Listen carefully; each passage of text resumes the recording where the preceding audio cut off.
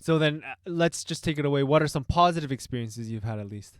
Well, a lot of my positives, believe it or not, has maybe been in this recent academy, but I won't say just this particular academy. Now, so the first big positive was at least having, a core of friends.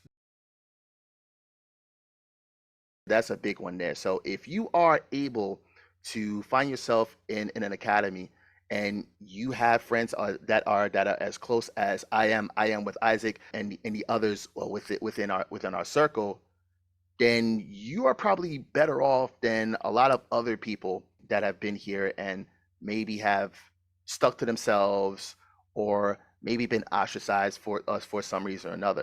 At least you have a group of people that you could definitely count on for some sort of support, or you can go to when you're upset about something and you want to vet. And I got that in the others in our group. Right. Yeah. Beyond just partying, like Beyond not a just core party, group of I wouldn't friends, even just like talk about party. I Not know, yet. I know. Like a lot of teachers that I know just come here and party, and then that partying group of friends becomes just like a genuine connection, is what you're basically Hmm. emphasizing. Yeah. For us, yeah, it wasn't even because I know we were in the academy when it happened, but then partying like Mm. happened later. And I ain't gonna lie, some of those nights that we had, very, very memorable, all the same. But that aside, some of the positives are also maybe every now and then you will come across a couple of KTs or Korean teachers that don't mind either having you around or don't mind being more so around the FTs, the foreign teachers, than they do the Mm. Korean teachers. They bring a lot of life. They're able to put people on to a lot of things that are good in their area. They just like to have fun, just like everybody else. But I mean, Mm. I'll get a little bit specific about some positives here. This particular academy that I'm a part of now, I mean, aside from the complaints from my past, now shifting to praise and students feel like they've taken something out of the class, that's great, right? But the positives about this academy that I'm at now, which a lot of the chain academies have a problem with, they are not swayed by parental control. Mm. Now, what I mean by this is when parents complain about something that's not happening in the academy, a chain academy is going to buckle under the pressure of that parental control. So let's say one parent will come and say, "You should be teaching my son this, and teaching my son that, and teaching my son this," and those chain academies, they'll buckle. Yes, yes, we'll see what we can do. We'll see what we can do. But if you did that with my academy, the owners are going to say, listen, we already teach a 3 hour class, and that's true. Some academies you will be teaching a class for 3 hours, some not Yes. so much. But he said, and then they went on to say, we already teach a class for 3 hours. If you want all this, then we're going to start. We'd have to have 4 hour and 5 hour classes, and none of the teachers want to be around doing that. Now, if you want to find that elsewhere, we have no problem with that, but we cannot, under any circumstances, add that to the curriculum. So the fact that they're able to stand up and say, no, this is not happening, just because you're paying us and you're messing with our formula, Mm. that says a lot about what's going on there, right? So they sway against those kind of demands, and they also sway against urgency. This happened a little bit earlier today.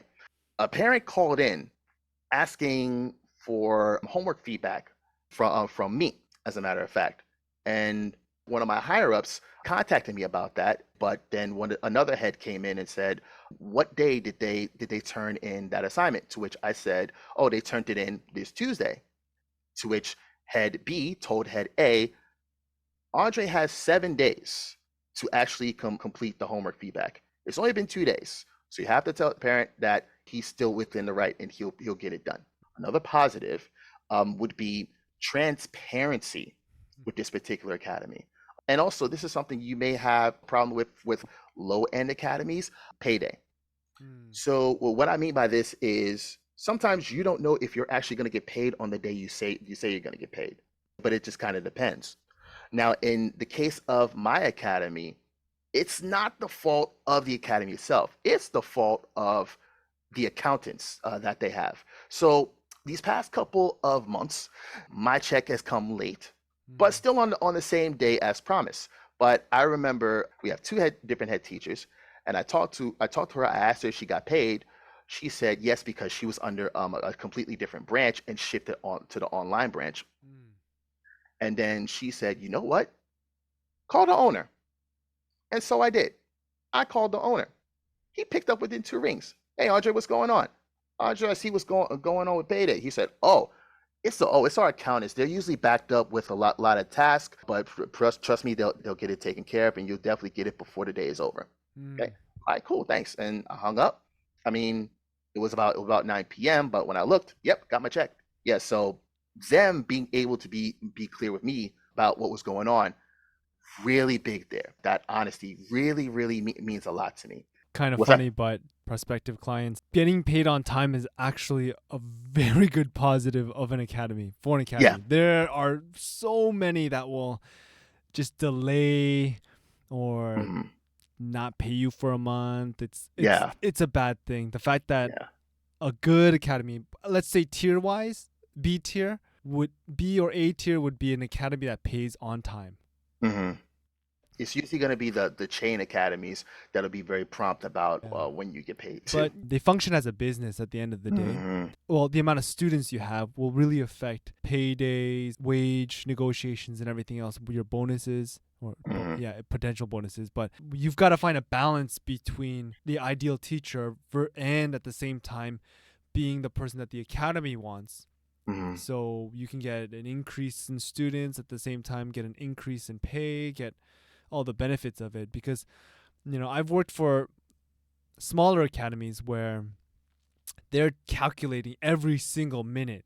Oh Break gosh. times. I got called out for reading an English book during my break time. Owner came up to me and was like, is that a good use of time right now? And I just I calmly On argued back. break though? It was kind of, okay, quote unquote, the times where you just don't do anything because you've done all your prepping, you've done all your administrative work, so you're just going to read a book. And then Right. so the owner comes up to me. It's like, why are you reading the book? Is that a good use of time right now? I'm like, actually, it is, because right now I'm going to be teaching an upper level course, and it teaches you how to be a leader and a positive influence, which is something that I'd like to leave hmm to my students. hmm And then he just kind of like shut up and then walked away. But yeah, there are experiences like that. But I've also experienced big academies. They're not always better, but they do offer more incentive. And then I've been with an academy that we've basically started from ground zero, but due to good hiring practices, I mean, it boomed to like 800 students. And then once that happened, teachers who have taught at other academies before will go there and will be so shocked Mm. because of sick days. They give you sick days. They give you early leaves for your birthday or whatever sort of activity. They have activities throughout the year. And if you do well in those activities, they give you early leave coupons. I know it sounds childish, but gosh, those things are valuable. Like, something came up where I'd like to hang out with some friends. Can I leave an hour early and not get deducted in my pay? Fine. hmm Bam. And so, yeah, they were super nice about it. And then at the same time, like, as long as you did your work, they weren't so micromanaging. Now, hmm I'm just wondering, like, you've been in Korea for so long, but no, you have many different backgrounds. How has your cultural background shaped your perspective and values in life, and how has it led you to Korea?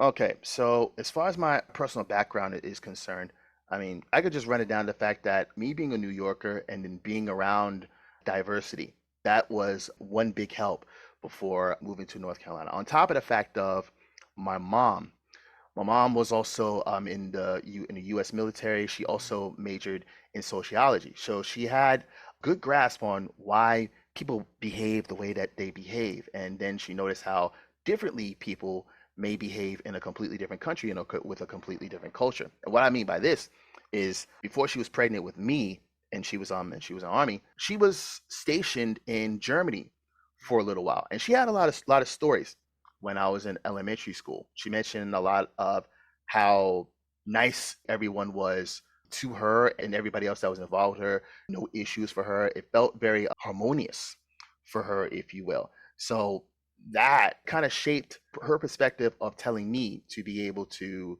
see the world with your own eyes, maybe find something that you might even identify with. And it just, at that point, just so happened to be at the point somewhere within Asia. Because even like when I was younger living in New York, at about 11 12 o'clock at night. I can't remember the channel right now. It might have been channel 31. They would play these over the top traditional Chinese dramas. No subtitles whatsoever. But they were the most interesting things to ever watch between 12 o'clock and 1 a.m. It was like, what am I watching? This is the coolest thing I've ever seen in my lifetime. But I didn't necessarily get involved in the whole Korean culture until my first girlfriend, because she moved from South Korea to Los Angeles. She stayed there until middle school, I want to say, and then moved to North Carolina, where we ended up meeting. And then our minor relationship took place. And then I noticed, because of the fact that we were in a relationship, that I noticed that I was being greeted by a bunch of random Korean people that I was also went to the same school or whatnot. They would greet me just by association. I'm like, wait, so this is what the culture's like? I'm like, this is pretty interesting, right? And then on top of that, when I finished school, at the time I had learned enough Spanish. I learned enough Spanish to get by, but that wasn't the language I originally wanted to learn, in due honesty.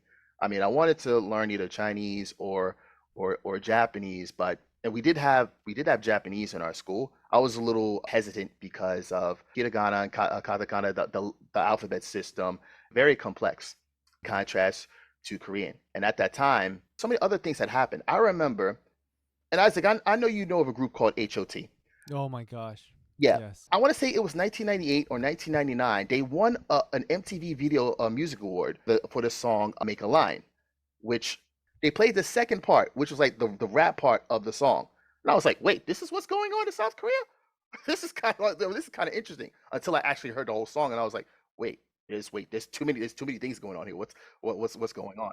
Korean movies got me into the culture, and then that shifted into dramas, then shifted into variety television. It was so chaotic and hilarious at the same time. Then that led to K-pop. For most people, it goes K-pop and then other things. For me, it went movies and then to that point. But it wasn't until being able to go to Triangle Korean School, because there was, believe it or not, a little subgroup, if you will, of Koreans that were living in NC at that time. Some of them were living in Raleigh, some of them were living in Cary, some of them were living in Apex, but many of them would convene on a Saturday at this small little, like, I guess you say community center, if you will, that they took up on Saturdays, and they would teach the younger Korean students Korean and Korean culture, just to make sure to preserve the culture, even though many of them were born in the United States, right? So many of them Yes. are Kyopo mode, but as Kyopos, the parents want to make sure that they still understand the basics of their culture. And then what they did for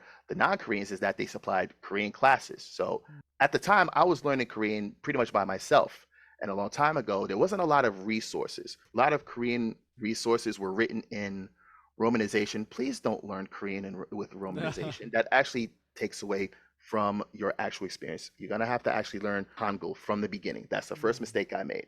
But the minute I learned Hangul, then everything started to fall into place. Then I went to an international festival, came across a Korean booth. I believe I had one of my South Korean hats I was wearing on that day. I can't remember which one. The girls, there was the three Korean girls manning the booth. They noticed the hat. They asked me in Korean if I had ever been to Korea. I was like, no, I've never been. But I'm talking with them in Korean in the process, and people are looking at us like, what? This wait, the Korean is having a conversation with the black guy. It was funny, but even though I was focused on the conversation, people were looking at me like I was some sort of freak, I guess. I was Yeah. like, what? It's okay to learn another language that's not Spanish. It's okay. It's okay. But then they put me on the Triangle Korean School. I enjoyed being there. Then I got put on KCC, Korean Conversation Club, which took place, maybe still does, takes place at NC State. That's one of the clubs there, and I've been there quite some time. What, for 4 years? Wow. 4 years. Even when I was a university student, yeah, I would still go to a lot of the meetings there. It got to a point that I was just in like the free conversation class, but that my last semester, I tried my hand at teaching basic Korean. It went pretty well too. It went pretty well.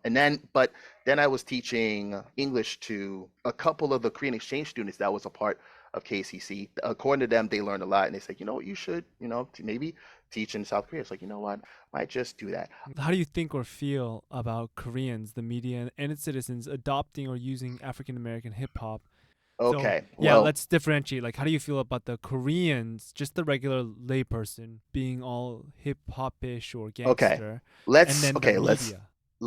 let's be honest with ourselves here. When it comes to hip hop, it's only just it's a subculture, if you will, but it is a very big subculture. And the fact that it's globalized the way that it has been, it was universally bound to happen.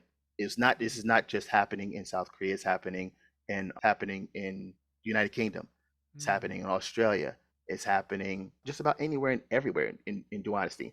But the thing is, like, I want to say that as someone that has listened to hip hop and has been deeply enriched in it for a very, very long time, I want to say that maybe the economy allowed it to be the case. And what I Mm. mean by this is that when it comes to hip hop and its beginnings, when it was first created in the Bronx, Sedgwick Ave and all, it was only your resources, whatever resources you had, and what you were able to do with those Mm. resources, right? That was the huge basis of hip hop. Right. Whereas a long time ago, a lot of people thought that it was just a fade. It wasn't going to last. It was going to fall just like disco did. But lo and behold, 50 years later, still here. Right. And the reason I say that the economy allowed it is because I've gotten a lot of, or I've heard a lot of complaints, if you will, about where are the angsty rock bands at, and why nobody making a band in someone's garage. And in my head, I'm thinking, because they can't afford houses. They can't afford houses in this economy. It's virtually not possible. So many of them do go the route of hip hop, whether they are genuine to it or not. And that's one thing that I kind of worry about when it comes to South Korea specifically. I don't want people to look at those of African descent based on what they see in a lot of these videos. We're Mm. way more multifaceted than what is presented in the media. But they can't put, and that's another thing. They need to stop blaming the media for what they see, considering that there's more diversity Mm. happening in South Korea, even though it's still not a full 1% in a homogenous society. There are still people that you could talk to and ask, is it really like this? Are you really this kind of person? And they could probably tell you, no, I mean, as much as I might like hip hop too, I like other things, and I'm not that kind of person, right? They could tell you that. Mm. They could tell Yeah. they could tell you that easily, you know. And as far as a lot of the artists, for those that have adopted hip hop, it's okay if it's organic. For many of us, it's it's something that you truly fall in love with. You truly fall in love with hip hop, depending on whichever first artist you listen to, right? But then there are some that do use it for a short term game, and honestly, they're fun. Example, actually, no, I can't say her name. I can't say her name. I'm not. Wait. We said Craig Davis' name. No, we said Craig Davis' name. So I'm gonna say her name. Oh. Yeah, that whole twerking nonsense and all that stuff that she was doing for a little while, and then she abandoned it, talking about that was not the move. Like, yeah, that was fun. She was absolutely fun. So I don't want anybody. Well, I hope that many of the Korean artists that I might have seen, whether it's at the Daegu Hip Hop Festival or the Hip Hop Player Festival or All Day Out or whatever, I hope to not see them in a situation where they suddenly changed it up because they thought that it wasn't working out for them. It's Uh, not something that should work out. It should something that should be like truly be a part of you, honestly. Now, then, as far like, as what go about ahead. those typical Korean groups where they'll have the vocalist, they'll have the backup singer, the dancer, and then the Oh, you talking rapper? about you talking about the archetypes for the No, no, K-pop both, groups. both, both. Like the layperson and mass media, like the Mm, entertainment companies and how they make their K-pop groups. yeah, I mean that's kind of odd too. I've heard lately a lot of the groups have been label-less. A lot of them are a bit more diverse in what they're able to do, and I think that comes from talent, that comes from experience. I've heard that one particular, well, from some of the members that became rappers, is just because of the fact that they were able to maybe recite a couple of verses in English, and then suddenly, bam, you were the rapper. You go ahead. You're the rapper. We're just gonna make that happen. It's Yeah. very tough. We've just talked about how hip hop has influenced Korean culture and now globally, but at the same Mhm. time, like, it's still not a fully developed thought. It's like nascent. But what I'm trying to get at is, okay, they take these aspects of hip hop and then they try to mass produce it and make Mm, money off of it. But I now mean, the other side is when you come, you deal with the negative impacts of it, specifically speaking, the racism. How do you um, like I do you guess, experience I that, or guess, do you get I any of that? guess. Not from the Koreans though. Not Not from the Koreans. really, even Um, though. So wait, okay, say yeah. that again. I mean, yes. Still, I mean, I may get stereotyped. Some may think I am a rapper. I'm not. Nonetheless, it that just kind of comes with the territory. But I have never, under any circumstances, have received any kind of racism from any Koreans. In due honesty, like not directly. You want to know who's been like the most racist to me? A lot of Caucasian women.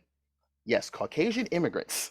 Female Caucasian immigrants, I think, have been more racist to me in South Korea than any Korean has ever been in South Korea. I'll give you an example. One day I was headed towards City Hall, Suwon City Hall, and I was taking a bus. I was waiting for a bus. There were these three girls, heavy set, hate to say it, colorful hair, looked like they were heading to or heading from a fan meet of maybe a K-pop group or something like that. And they walk past me, and I get these ugly side eye looks like, ooh, what is he doing here? And I'm just like, huh?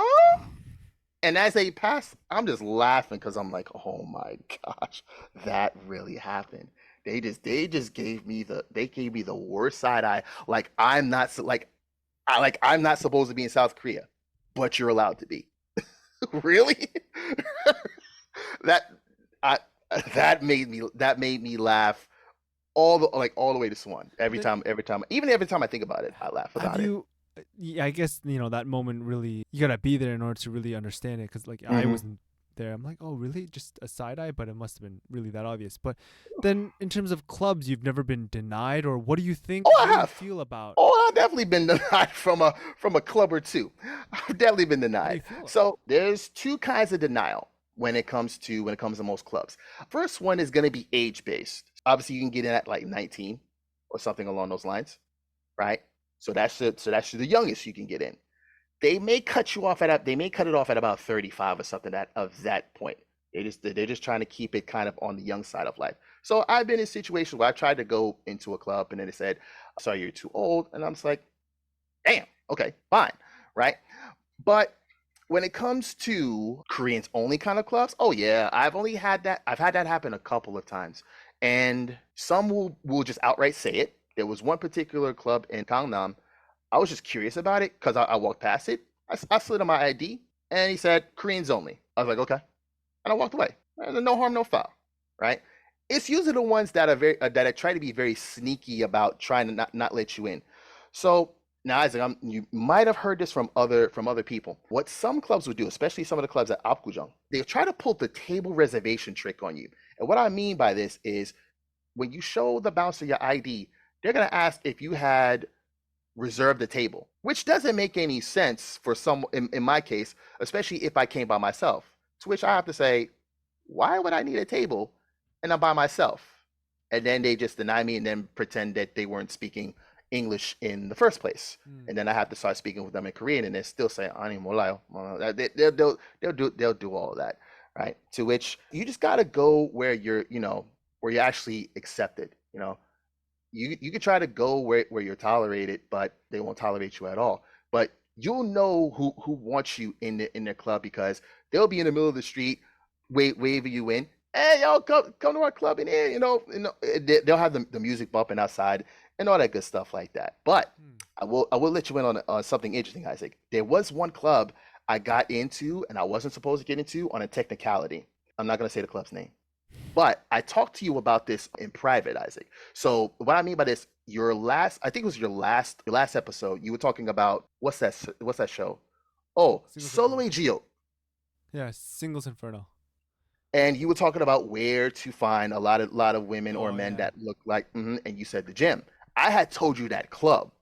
Now yeah. again, I'm not gonna say the name of the club, but I my forgot friend was about that. Yes, you can meet them yeah, all at the clubs. They're just all there. my friend, well, not all of them, not all of them. Let's keep it a being because there is a presentation that you have to bring with you in order to get to some of those clubs too. One of my friends was performing at this particular club, and obviously this club does not accept foreigners, and they're very hesitant to allow Kyopos in. Under the guidelines, my friend was performing was already a Kyopo, and I asked him, "You think I can get on the list?" He said, sure. I get in there. So I go to the front and I show ID. He says, no, we're not letting you in. I said, I'm sorry, but I am actually on that guest list over there that's sitting over there, right? I say my name. He sees my name in the guest list, and he says, oh, come on in. And I felt very, very empowered knowing that I was able to get in on a technicality. And yes, that particular club, there was a lot of singles inferno looking people in there. They don't look the most entertaining to me. There was a lot of standing around and No, taking selfies I've and yet to such. come across I've been to many a long time ago, and typically they just dance standing still. Yeah, so you have nothing against people who just deny objectively, like clear signposts, no foreigners, or so on and so. Like it I doesn't mean, bother you at all. look, let's be honest with ourselves. In South Korea, there's no anti-discrimination law. So who am I to be upset about just one venue? Who am I to be upset about one venue, and then there's a bunch of other venues waving me in trying to get in? Why should I be upset about that? Can't ruin my night like that, right? Because there's no reason for that. There's no reason to really get bent out of shape for that. That's just kind of how it works. So that's the thing about having to adapt in these kind of situations. Yeah, you might think that you might have lost, hope that you might have had a good time, but who's to say you won't have a good time elsewhere where people would like to have you there? That's how I feel. Thank you for that. Now that you've basically made a home here, what aspects of Korean culture have you found like most fascinating or challenging to adapt to? This is something that still fascinates me every time I go out, especially when I come back from like late nights. I still reflect on the fact I'm here. I'm Wow, still even after here. this many years? Yeah, I still reflect on that, and I'm like, wow, I still can't believe I'm here. Because now, specifically, I'll be thoroughly honest. Like right now, I do live in Seoul. Now, I never thought in my wildest dreams that I would be living like direct smack dab in Seoul. In my head, I was thinking, okay, I'll just probably just chill somewhere in the Gyeonggi-do area, and then I'll have my my weekend excursions to Seoul to whatever going on, and come back home, right? But even in those situations, I'm like, wow, I can't believe I'm here, like physically in South Korea. It's always an overwhelming experience, right? Especially when I'm able to see a couple of things that fascinate me, right? For example, the hybrid of the traditional among the modern. Examples being seeing Gyeongbokgung surrounded by all of those company buildings over there by line 5, Yeah. right? A lot of the other temples all over the place, a lot of your great gates, like still preserved to this day. That amazes me, and that lets me know that, Korea really, really cares about its history, even to this degree, to keep all of these things there to remind others of where they came from. So that's a big one, to remind where they've been and where they are now. So that's why I like that hybrid of being able to see, the traditional stuff, and on top of all of the industrialization, all of the buildings and such. I love walking down it during the Mm, nighttime, listening to music, having yeah, a beer. And I for those of feel you. you who come here, yeah, you can drink alcohol publicly outside, and Yes, don't be a jerk. But please. my favorite thing during the autumn or springtime, walking down the Cheonggyecheon with like a nice cold beer and listening to music is just one of my favorite things to do. You don't miss home at all. I personally don't miss Canada, but Mm-mm. yeah. Yeah, I don't miss it. I still speak to a lot of my friends the way of Discord and whatnot. Sometimes I'll catch them streaming because they do play video games, and they stream on several streaming sites. One in particular, this is so funny because he doesn't listen. He's very hard. He's either very hard headed or he's very optimistic, I guess.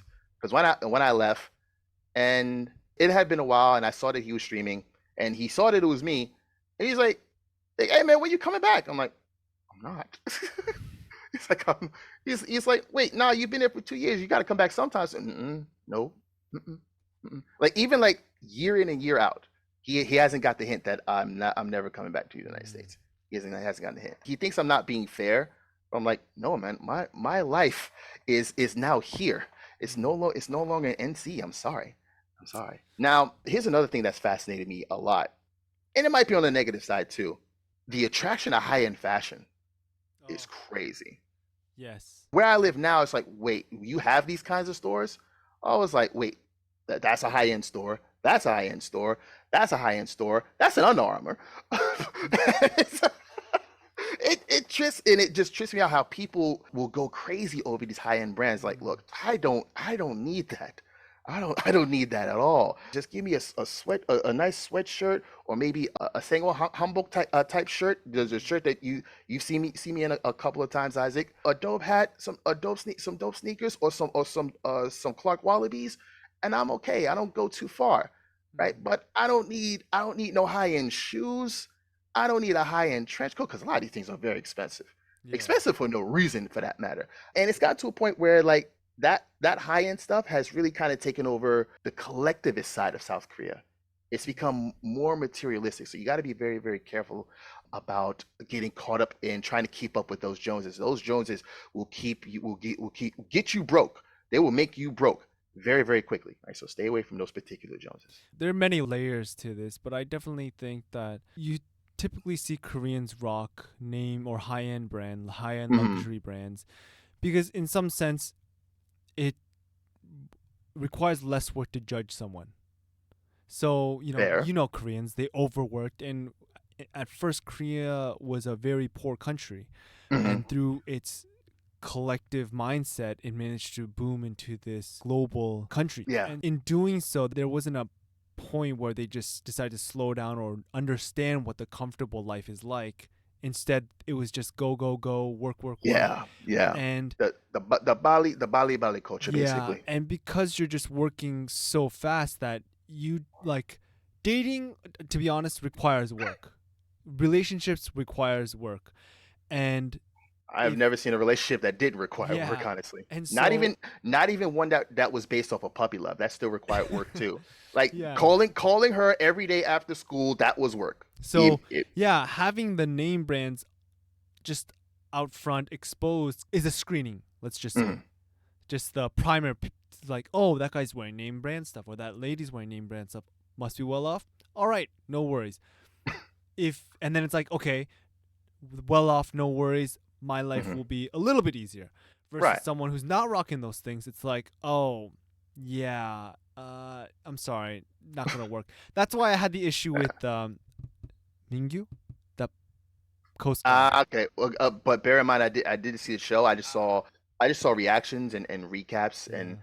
that's where So I got upset with and again, that one particular guy. just to clarify to my audience, I don't see this as like some fact or some truth. I'm just hypothesizing here that maybe because of the pali pali or the quick culture Right. that they tend to rock these things. For me personally, like some of the things I wear, which is mainly like Nike, Jordan, and things of that nature, that feels more run of the mill in contrast to a lot of the brands that I've seen others wear. Now But we're going towards the last stretch of this convo. It is late at night, but I'd yeah, like to ask you, sure. how do you balance embracing the local culture while staying true to your own cultural identity? And what sort of recommendations do you have for those who want to come to Korea?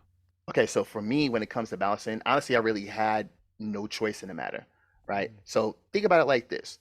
When I stepped into Korea the first time, obviously this is something I forgot to mention a little bit earlier.